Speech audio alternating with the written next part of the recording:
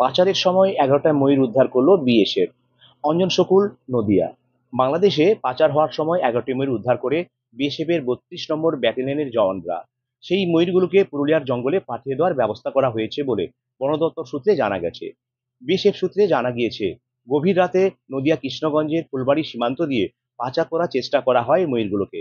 কর্তব্যরত একজন বিএসএফ জওয়ান কয়েকজনকে 3টে প্যাকেট দিয়ে কাঁটাতারের ওপারে অর্থাৎ বাংলাদেশের দিকে ছুঁড়ে ফেলতে দেখেন। তিনি তৎক্ষণাৎ অন্যদের খবর দেন। এরই মধ্যে বাংলাদেশের দিক থেকে কয়েকজন অন্ধকারের ভেতরে কাঁটাতারের কাছে প্যাকেটগুলোকে এগিয়ে আসতে থাকে। জওয়ানরা চলে গেলে ধারালো অস্ত্র দিয়ে তাদের দিকে ধেয়ে যান। বিএসএফ এর দাবি, আত্মরক্ষার জন্য পাচারকারীদের লক্ষ্য করে পিএজি কন্দুক থেকে 2 রাউন্ড গুলি ছোড়া হয়। এতে অন্ধকারে পিছু হটে বাংলাদেশের পাচারকারীরা। বিএসএফ এর দাবি, পাচারকারীরা বিএসকে লক্ষ্য করে 1 রাউন্ড গুলি ছোড়ে।